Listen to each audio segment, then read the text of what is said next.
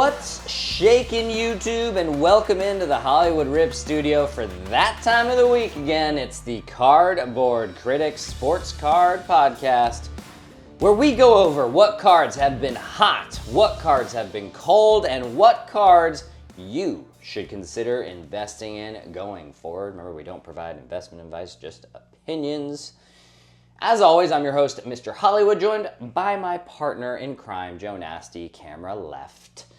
A young quarterback, a couple baseball phenoms, and someone who is certainly on the right track to GOAT status grace our show here this week. Thanks again for joining us, and thank you for 1,000 subscribers. It is the week of 1,000 subscribers for us. What a milestone moment for us. We do want to do a giveaway for that, but we haven't figured out how to do it just yet, so stay tuned. It will come. As a reminder to you, don't forget to bid in our Topps Mercury auction on Golden. As we alluded to in our previous episode, we have partnered with Ken Golden and Golden Auctions, as well as Scott Hansen from the NFL Red Zone Show, to offer a premier live opening experience with them and a signed and inscribed football from Scott. Oh, cool. But now, on to the good stuff. Here are this week's hot cards of the week, starting with Washington Commanders quarterback Jaden Daniels. It was only a matter of time. What a sensation. Before we talked about Jaden Daniels. But his 2024 Topps Now draft rookie card in a PSA 10, get this, is up 544% over the past month to $248 per card. Skyrocket. This was a $38 card at the start of the season. 6 weeks ago, this was $38. Now it's $248. How's that? Why is that? Well, through 6 games, the Commanders are 4-2. Jaden Daniels has thrown for 1,400 yards, just about. 6 touchdowns, 2 interceptions, and he has a quarterback rating of 107.1. Yeah. Let's break down the stats a little bit. 12th in the NFL in passing yards. I think it's a little higher now after today's game. 17th in yards per game. 25th in touchdowns thrown going into today. That's a little higher now. So those do not sound like stellar numbers. Right. But his QBR is top 5 in the NFL. And a lot of people would think, rookie, dinking and dunking. No. 8.7 yards is his average pass completion. That is second highest in the entire NFL. And what's even crazier is the percentage of passes that he is completing. Right, yeah. Jaden Daniels is completing 77% of his passes. That is absurd. Yeah. That's absurd. And on top of that, guess what? Jaden Daniels is 16th in the NFL in rushing as a quarterback. Panthers, Bears, Giants, and Steelers. That's their next month of games. A favorable schedule. Yeah. Before going to Philly to play Philly, and they haven't looked great. No, they have not. And then after they go to Philly, they get the Cowboys, the Titans, and the Saints. 7 of their next 8 weeks are what I would call favorable plus matchups. I would even go out and say maybe it's 8 out of 8 weeks. At Philly isn't necessarily, at least this year, not what it has been in the past. Going back to last year. Yeah. Jaden Daniels kind of reminds me a little bit of Lamar Jackson, except he's more accurate. Yes. Which is weird because the big hit on Jaden Daniels, the scouting report on Jaden Daniels coming into the NFL, was he struggles with short and intermediate throw accuracy and the timing of it. It has looked pretty darn good. And he's throwing it downfield as well. He's running the ball. Now, yes, he needs to learn how to protect himself a little more. Can't be taking hits. He could learn a thing or two from Lamar, I guess. Lamar gets knocked out at some point every single season, too. Yeah. But that being said, Jaden Daniels, look, the timing of the short and intermediate routes, that's something that will come with time. He's adjusting to just everything being a lot quicker in the NFL. But this kid has not skipped a beat. And man, I think this card has room to rise over the next 2 months, given the schedule for the Commanders. Would I be absolutely shocked if the Commanders are 12-2 in 2 months? I'm going to sit here and tell you I won't be shocked. I'll probably be a little bit surprised. Like, they'll probably trip up in one of those games. But those are such plus matchups, man. Those are such plus matchups. If it comes to the playoffs, I'm never going to put my money on a rookie quarterback in the playoffs. I'll just say that. But I think this card has room to grow over the next 2 months. What do you think of Jaden Daniels so far? I'll say this. I will be shocked if they're 10-2 or 12-2. Keep in mind. I mean, they're 4-2 with a horrible schedule coming up. Easy. Let's also keep in mind how hellacious that Pittsburgh defense makes life for even good QBs. Yeah, that's true. Yeah. No, but I would agree that there's a lot, like, they'll have a shot, and if not, they'll be heavily favored in most of those. He's done the impossible, which is make anything related to the Washington franchise watchable. Because truly, they have not been worth a hoot since RG3 went onto the FedEx Field turf and ripped his knee apart. Right? Like, truly, they've been not worth a darn. It's sad, but yeah. No, it's sad, but like that's just timing-wise. You say he's a top rusher as a QB. How can you not think about Lamar Jackson, the guy who's basically the top running back in the NFL at this point, except for the guy that's now on his team, Derrick Henry, the sledgehammer. Exactly. The old adage is this: you want a QB who can run. You don't want a running QB. Right. What's the running QB who's won a Super Bowl? Exactly. Crickets. But Daniels is mobile. The accuracy is the thing. And yes, 77% is insane. Obviously buoyed by, 92%? On that one game. Yeah, but like, you still got to maintain it. 7 out of 10 times you're going back. More than that. Basically 8 out of 10 times you're dropping back and getting positive yards. Right. He won the Heisman. So he had an elite year. He had numbers that were actually comparable to Caleb Williams the year before. He's carried that over. The accuracy is still right there. Yeah.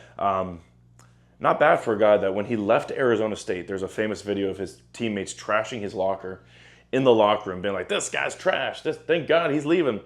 Screw Jaden Daniels. And now he's the hottest thing since sliced bread in the NFL with a Heisman to his name. Yeah. Good time to be someone named Jaden Daniels. Can tell you that much. I'm legally changing my name. But moving on to hot card 2 for the week. And it is New York Mets shortstop Francisco Lindor. His 2011 Bowman Draft Chrome First Prospect autograph in a BGS 9.5 is up 108% since the All-Star break. It is now $350 for that card. It was $150 to $175-ish a couple months ago. Lindor has led the Mets to the NLCS. He's been probably the second best player in the National League behind Shohei Otani. I don't think that's really debatable that he's top 2. Mm-hmm. I'm not going to listen to you if you think he's deserving of MVP, because that's a ridiculous argument. What did he do in 2024? He hit .273 with 33 homers, 91 RBIs, 29 stolen bases, an .844 OPS, and a WAR of 7 on the nose. What has he done in the postseason? He has hit .259 with 1 home run, 6 RBIs. Of course, 4 of those RBIs came, and the home run came on a grand slam. The grand slam. .864 OPS in 7 games with a .382 OBP. So he is walking as well. I just don't see how this card can really go much higher, honestly. Lindor has had years like this before. It's actually amazing how consistent Lindor is. Very good player. A lot of his years are just spitting images of each other. Like 2017, 2018 were literally the exact same. 273, 275. 33 homers, 38 homers. 38 home runs, that's crazy for him. 89 RBIs, 92 RBIs. Yeah. 25 stolen bases, 22 stolen bases. Virtually the same numbers he has this year, too. But at the end of the day, the value of this card comes in whether or not the Mets make the World Series. If the Mets make the World Series and Lindor has anything to do with it, then this card could go up. My problem with this card is I just do not think that he has enough around him to get there. especially after tonight. They're going to have to win 4 of 6 games against the Dodgers now to advance to the World Series. And I know they're hot. And I know they've seemed like the team of destiny for the past 2 weeks, right? But look. Dude, the last 5 months. I would never bet on destiny. That's just me. So I'm not buying Lindor. I'm just not. The upside for me is a little too limited.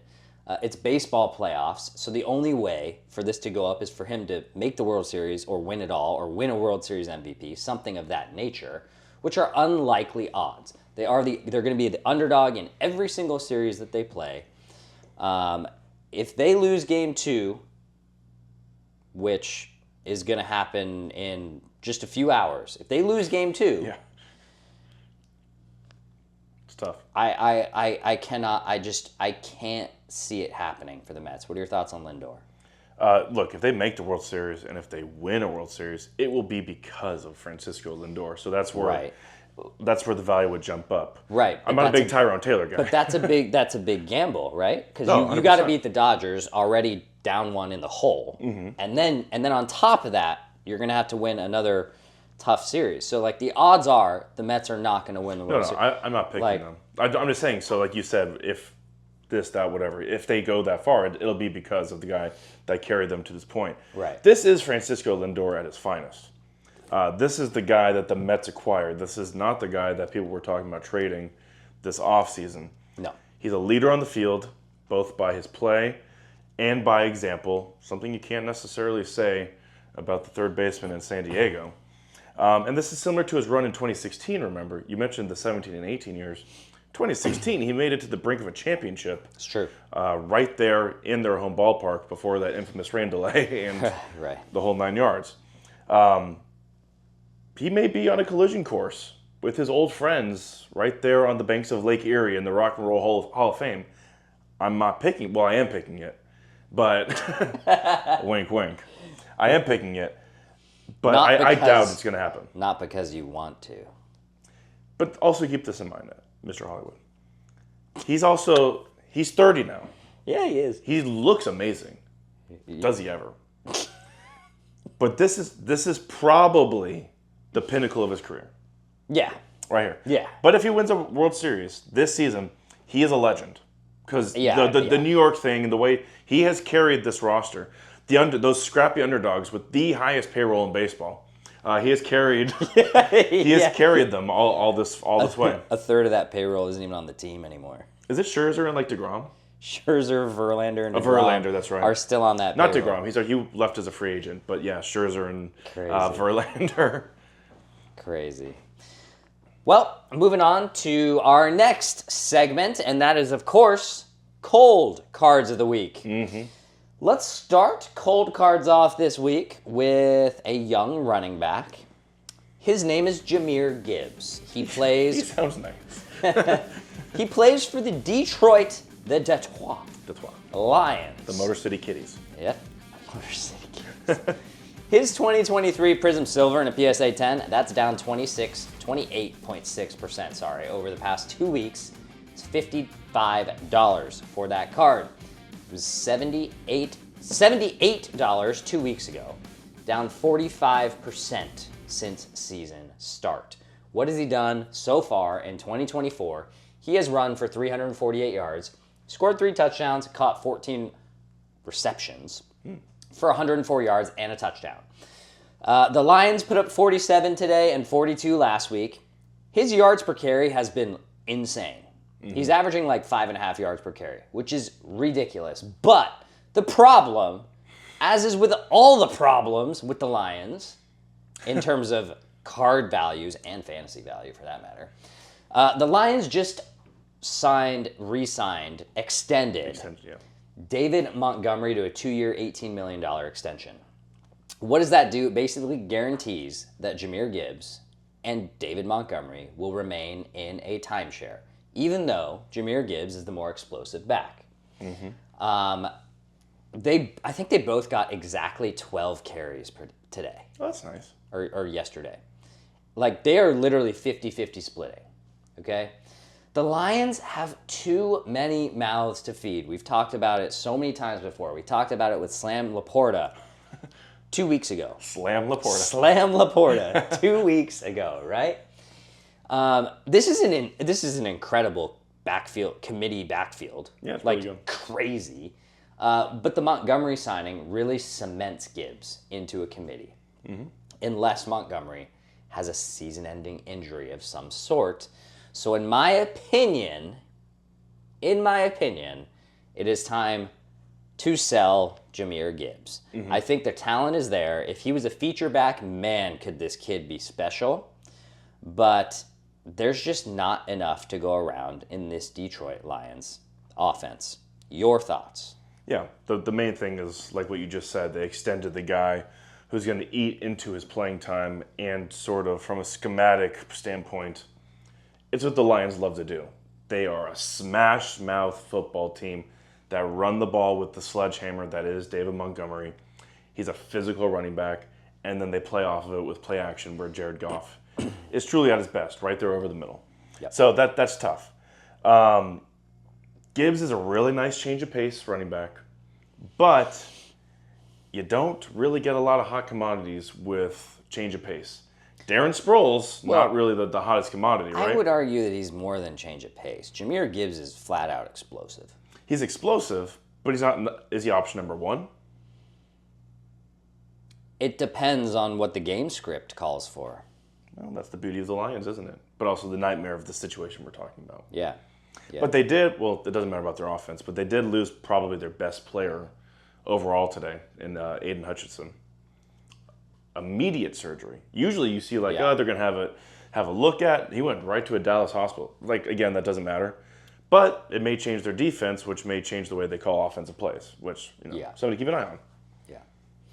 Yeah, I'm so you're out on Jahmyr Gibbs. For now, in terms of the cards. I'm just out on running backs in general. You know what I mean? Yeah, I hear you. Like, I'm out on him. I'm out on him right now. There's not going to be another running. So Derrick Henry crossed 10,000 yards, I think, last week. Yeah. There's Saquon Barkley is the closest at 5,000. Which isn't close. Which isn't close, and we know he's That's 4 seasons away. It's 4 seasons away, and he's a play away from being shattered into a million pieces every time. like, I'm just out on running backs, as is the league in general. Yeah.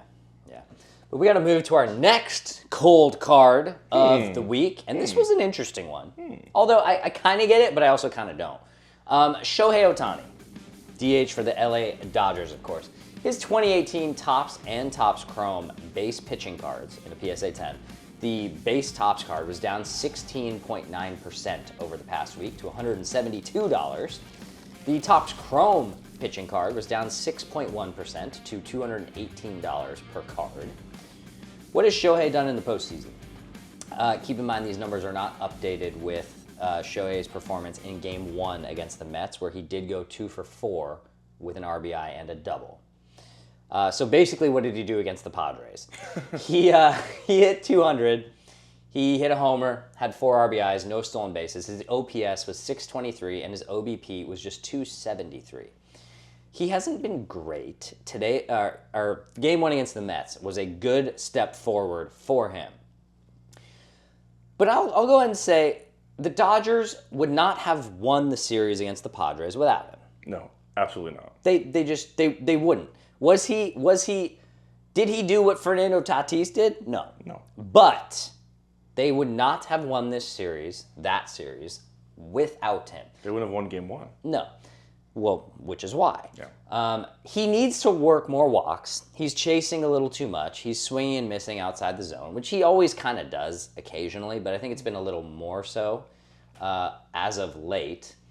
The Dodgers have as favorable a route to the World Series as I can remember in recent years. I mean, that Padres win, I thought the Padres were going to win the World Series. Yeah, I think the winner of that series is the favorite. Yeah, I think the Dodgers and the Padres, well, I would almost argue that the Padres and the Phillies were the 2 best teams.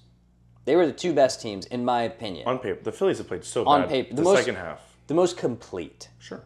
I think the Padres and the Phillies were the most complete on paper. Having both of them out of the picture, yeah, it kind of changes your perspective on the playoffs.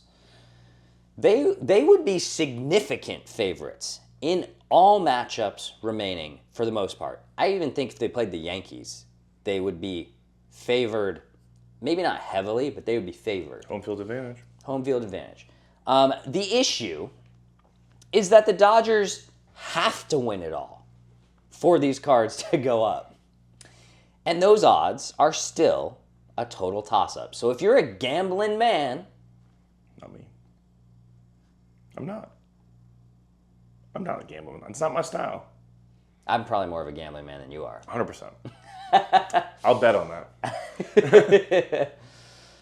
But look, I know the Dodgers pitching has looked amazing in the last couple games. Mm-hmm. I say this just mere hours before they take the field against the Mets in the middle of the day for Game 2 of the NLCS.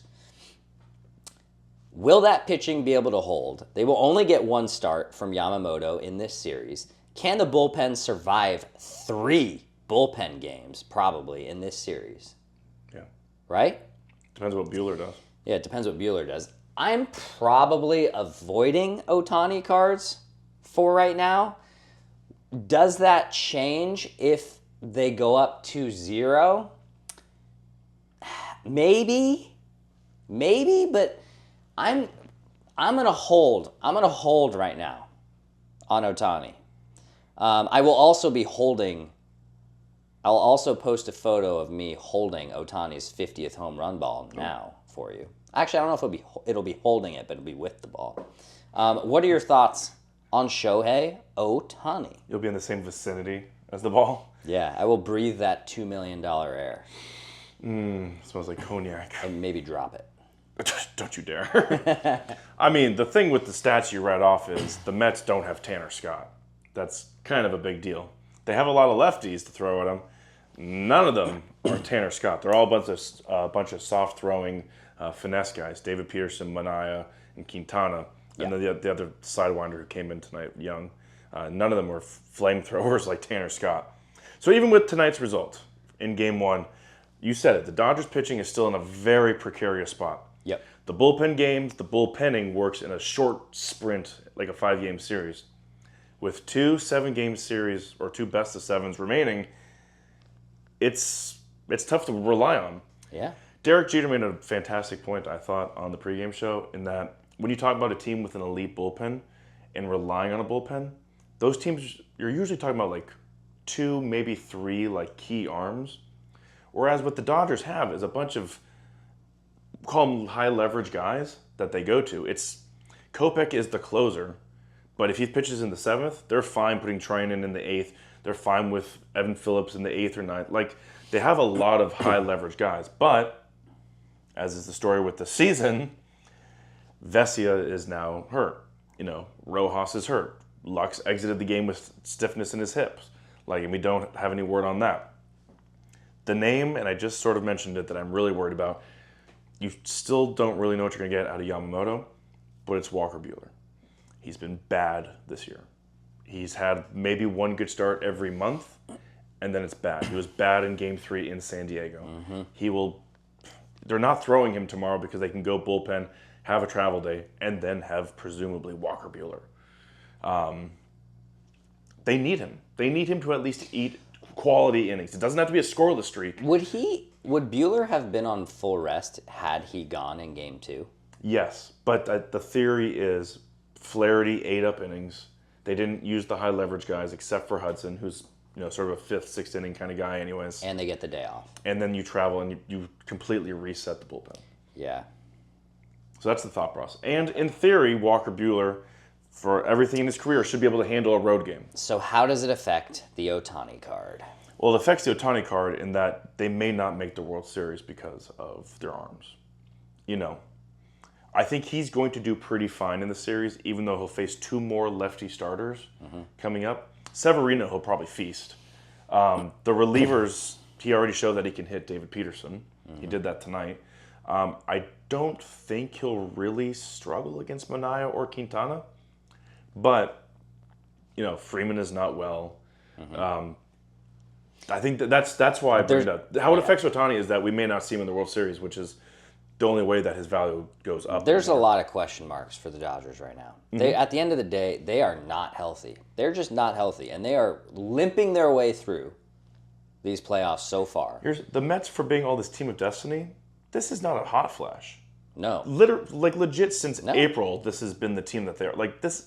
The narrative is what it is, and that's fine and it's fun. But for the last 5 months, they've had the same winning percentage as the Dodgers. This is not David versus Goliath. This is actually the Mets with the higher payroll by a couple mil here or there. But they do. Yeah. So it's like... I mean, the Mets have been the best team in baseball over the past 2 months. Them and the Pod Squad. So Truly. But we're going to move now to one of our favorite segments, which is our Invest ? Segment of the show. It's the most spirited segment. Is it? Is it not? Maybe. Because we disagree a lot. Yeah, that's what I'm saying. So this week we have Patrick Mahomes. Why not? Quarterback for the Kansas City Chiefs. Obviously, if you're watching this show, I didn't need to tell you that. But his 2017 Donruss rated rookie in a PSA 9 and PSA 10. PSA 9 is down 14.6% over the past month to $335. The PSA 10 is down 8.3% over the past month to $1,100. But the Chiefs are sitting 5-0, had a bye week this week. But Mahomes has struggled this year. So far, 2024, 1,200 yards just about through the air, 6 touchdowns to 6 interceptions. Good for a rating of 88.9. I'm actually surprised his rating is almost 90 with having the same amount of picks as touchdowns. But the Chiefs are 5-0. He's still finding ways to win, not playing his best, and with his teammates around him getting hurt like crazy. Yeah, no wide receivers. He's got like Hollywood Brown, IR. Isaiah Pacheco, IR, right? All these guys. Rashee Rice. Rashee Rice. Who Mahomes injured in the first place. Yeah. Not that he meant to. But look, they are still finding ways to win games. They are 5-0. He's not playing well. You can't be expected to play well your entire career. And this is what Hall of Famers do. They find ways to win games. I personally still, even if Mahomes is playing like this, would not bet any money on any team going into Kansas City in January. No. Like much less in January. Yeah. Right? Even if he's not playing great. He has a bye week this week to figure things out, kind of figure out the kinks. Kareem Hunt has kind of reemerged as like a legit replacement for Isaiah Pacheco. He knows the system. He does know the system. I don't see any issues with someone wanting to buy a Patrick Mahomes card right now if it's down, say, 15% or 14% like it is over the past month. I'm not scared of a Patrick Mahomes regression. He is, by the numbers, the greatest of all time through his age and games played in every statistical category. Passing yards, passing touchdowns, Super Bowl wins. He's ahead of the Brady pace. Okay? Invest or don't invest Patrick Mahomes? I don't think it's time to sound the alarm on Patrick Mahomes. I think he is perfectly fine. I really do.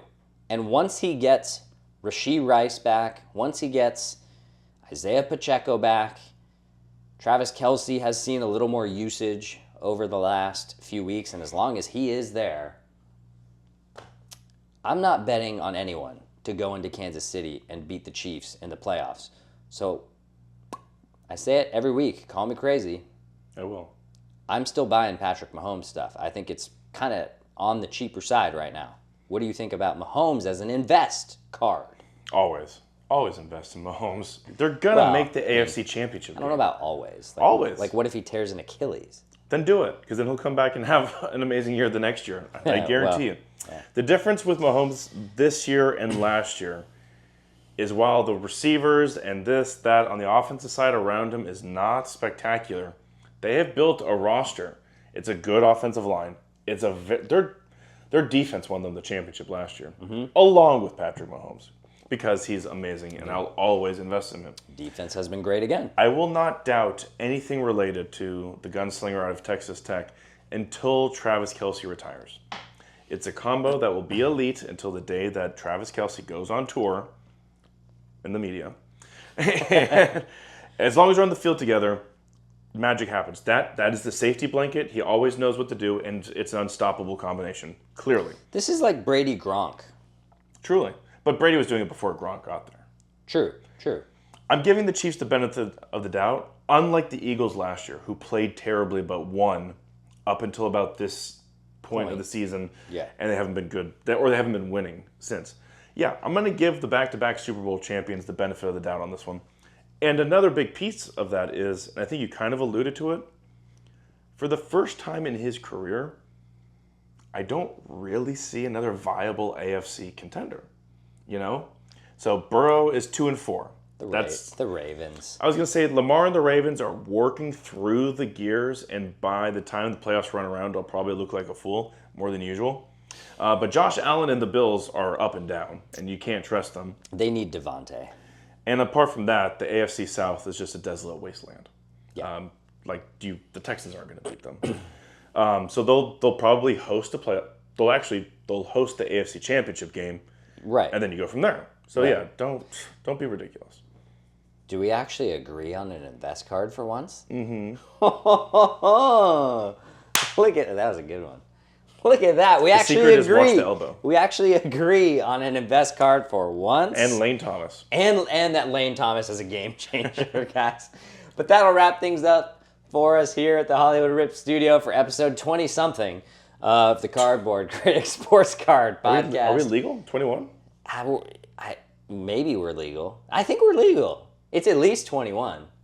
But thanks so much for joining us. And thank you again for 1,000 subscribers. Road to 2,000 starts now. Break out the map. So until next time, I'm Mr. Hollywood. That's Joe Nasty. We'll see you right back here next week. Mr. Hollywood, Joe Nasty, we gone.